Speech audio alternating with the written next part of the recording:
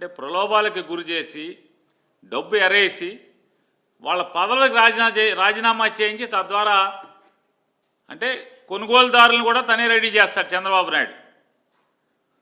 ముందు పెట్టుబడి పెట్టిస్తాడు, మొత్తం అందరికీ బయానాలు ఇస్తాడు. బయానాలు ఇప్పించి వాళ్ళ రాజీనామా చేయమని చెప్పని ఒత్తిడి. అంటే ఎక్కడైనా ఎవరి పార్టీలోంచి వాళ్ళు వెళ్ళిపోతే ఆ పార్టీ వాళ్ళు కాగితాలు ఇస్తారు, ఈయన్ని డిస్క్వాలిఫై చేయండి, ఈయన్ని డిస్క్వాలిఫై చేయమని చెప్పని. స్పీకర్ చుట్టూ కౌన్సిల్ చైర్మన్ చుట్టూ తిరగడం రివాజు ఇంతవరకు భారతదేశంలో. గమ్మత్తుగా ఇక్కడ ఏంటంటే కోర్టుకి వెళ్ళి కూడా మా పదవి రాజీనామాను ఆమోదించేసేయండి, మా రాజీనామాని నన్ను అర్జెంట్ ఖాళీ చేసేయండి. ఈ వింత పోకడలు, ఈ తప్పుడు ఆచారాలు, ప్రజాస్వామ్యాన్ని కూనీ చేయటం అనేది అంటే ప్రతి 5 ఏళ్లకు ఒకసారి కొత్త వింత పోకడలు మనం తీసుకొస్తాం చూస్తున్నాం. అంటే ఒక పెట్టుబడిదారుని ఎత్తుక్కొస్తాడు, డబ్బులు ఇప్పిస్తాడు, బయానాలు ఇప్పిస్తాడు, వెంటనే వాళ్ళకే ఈ పదవులన్నీ అంటే ముందే బేరం మాట్లాడించి డబ్బులు తెచ్చుకోమని చెప్పి పెట్టుబడి పెట్టించి పదవులు కూడా డబ్బులతో కొనిపించేటువంటి. అంటే ఏదైనా నాడు ఎన్టీ రామారావు గారిని పడేయటం దగ్గర నుంచి ఇవాళ దాకా రాజకీయ నాయకుల్ని డబ్బుకి ఎరేసి వాళ్ళని కొనటం అనేది చంద్రబాబు నాయుడు యొక్క నైజం. దానిలో ఆ క్రీడలో భాగమే, చంద్రబాబు ఒక అనైతిక రాజకీయ క్రీడలో భాగమే ఈ ఎమ్మెల్సీలు రాజీనామాలు ఇవన్నీ కూడా అనేది మనకి పూర్తిగా ఎవరికైనా అర్థం అవుతుంది.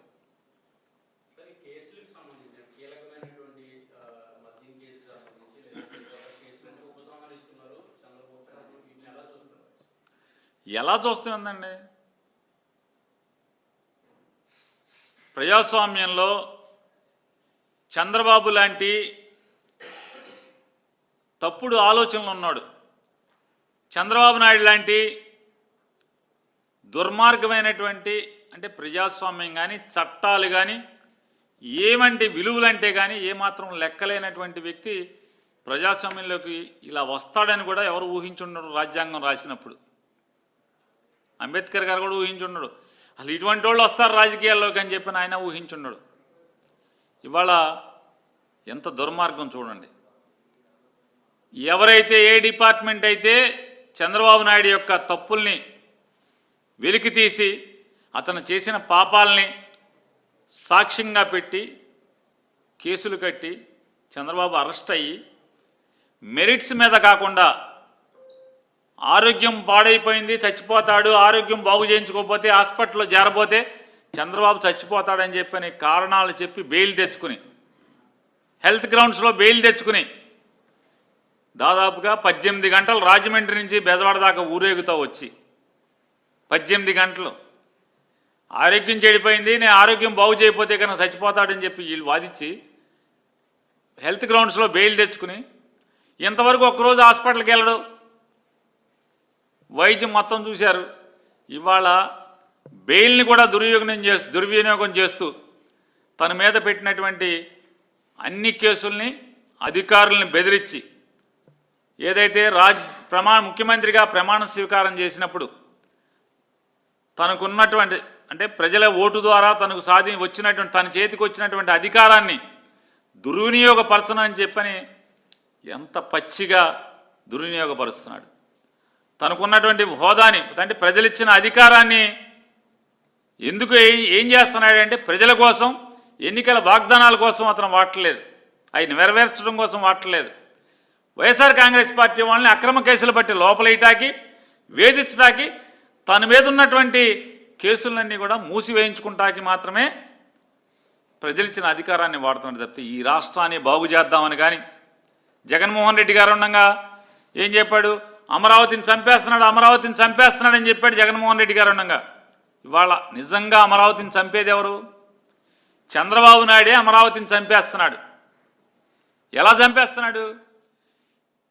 ఇవాళ అమరావతి రైతులు అంటున్నారు, భూములు ఇచ్చిన వాళ్ళు చంద్రబాబే దగాకోరు, జగన్మోహన్ రెడ్డి ఉన్నదేదో కడుపులో విషయాన్ని చెప్పాడు, తన ఆలోచనని చెప్పాడు. అరే బాబు, మీ దగ్గర శాసన రాజధాని ఉంచుతాను, విశాఖపట్నంలో ఎగ్జిక్యూటివ్ రాజధానిని పెడతాను న్యాయ రాజధానిని కర్నూలులో పెడతానని చెప్పి శంషేర్గా చెప్పాడు.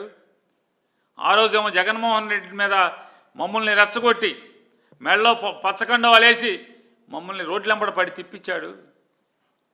ఇవాళ ఏం జరుగుతుందా అంటే వచ్చిన ప్రతి సాఫ్ట్వేర్ కంపెనీని వైజాగ్ తీసుకెళ్ళి పెడుతున్నాడు.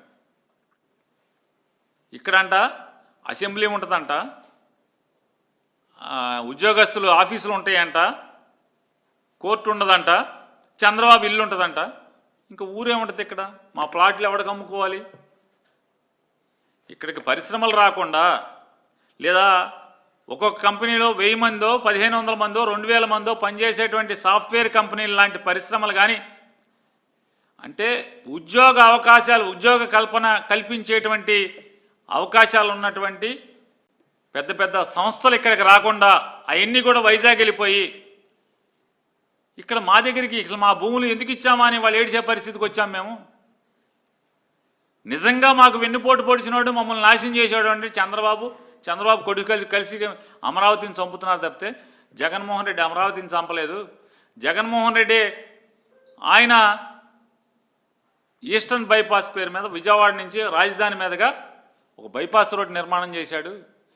రాజధాని నుంచి బయటికి వెళ్తాకి ఒక వంతెన హైవే ఎక్కటాకి వెంటనే హైవే ఎక్కటాకి ఎయిర్పోర్ట్కి వెళ్ళటాకి కోట్ల రూపాయలు పెట్టి 100 కోట్ల రూపాయలు పెట్టి రోడ్డు నిర్మాణం చేశాడు. మా అందరికీ కవర్ చేశాడు. ఆ హైవే నుంచి ప్రతి గ్రామానికి 4 లేన్ రోడ్డు మీకు ఊరికి కలుపుతాను, మీ పొలం కావాలా లేకపోతే మీరు లేఅవుట్లు చేసుకుంటారా, శుభ్రంగా రెసిడెన్షియల్ లొకాలిటీలు పెట్టుకోండి, లేదా మీరు దీన్ని ఎవరికి అమ్ముతారో మీరు అమ్ముకోండి అని చెప్పి మాకు అవకాశం ఇచ్చాడు. మా నెత్తిమేసే నుండి చంద్రబాబుని నమ్ముకున్నాం. ఇవాళ చంద్రబాబు నిజంగా ఆ రోజు జగన్మోహన్ రెడ్డి కాదు చంపింది, ఇవాళ నారా చంద్రబాబు నాయుడు కొడుకు పవన్ కళ్యాణ్ని కలిసి మాకు ఊరేస్తున్నారని చెప్పని అమరావతి రైతులు ఏడుస్తున్నారు. ఇంతవరకు ప్లాట్లు లేవు, ప్లాట్లు ఎవరికి ఇవ్వలేదు, ప్లాట్లకి వెళ్తాకి దారులు ఇవ్వలేదు. చంద్రబాబుకి ప్లాట్ ఎక్కడిది? చంద్రబాబు 5 ఎకరాల ప్లాట్ ఎక్కడిది? అంటే చంద్రబాబుకి ప్లాట్ కావాలంటే పంచుకుంటాడు. అది కూడా చంద్రబాబుకి ఇచ్చే ప్లాట్ ఏమో సీడ్ యాక్సెస్ రోడ్డుకి ఆనుకుని పెద్ద హైవేని ఆనుకుని పాత అసెంబ్లీ వెనకాల 5 ఎకరాలు ఒకటే బిట్ ఆయనకి ఇస్తారు. ఎవరిస్తారు? అంటే చంద్రబాబుకి అమ్మకం కుదిరినోడికి బేరం కుదిరినోడికి మాత్రం ఏరి కోరి ఫ్లాట్ రోడ్డు పక్కన ఇస్తారు.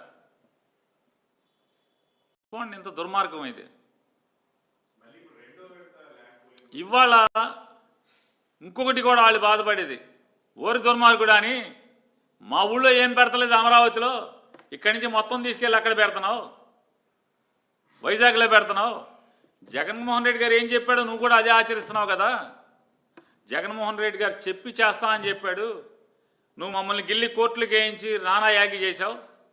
కానీ ఇవాళ నువ్వు జగన్మోహన్ రెడ్డి గారు చేసేది నువ్వు చేస్తున్నావు కదా, మొత్తం వైజాగ్లోనే పెడుతున్నావు కదా. ఈ సాఫ్ట్వేర్ కంపెనీలని ఇన్ని రోజు వైజాగ్ అనేది వైజాగ్ జపం చేస్తున్నారు కదా. మరి ఇప్పుడు ఎలక్షన్ల ముందేమో అమరావతి అన్నావు, ఇప్పుడు అమరావతిలో ఏం పెట్టవెందుకని, మా ప్లాట్లు ఇవ్వవెందుకని, మళ్ళీ ఉట్టికి ఎగరలేనమ్మా స్వర్గానికి ఎగిరిన చందాన 50,000 ఎకరాలు తీసుకున్నాం మా దగ్గర మాట్లాడుకుంటున్నారు. కాబట్టి ఇవాళ అంటే చంద్రబాబు నాయుడు ఇవాళ మనం పరిస్థితి చూస్తున్నాం.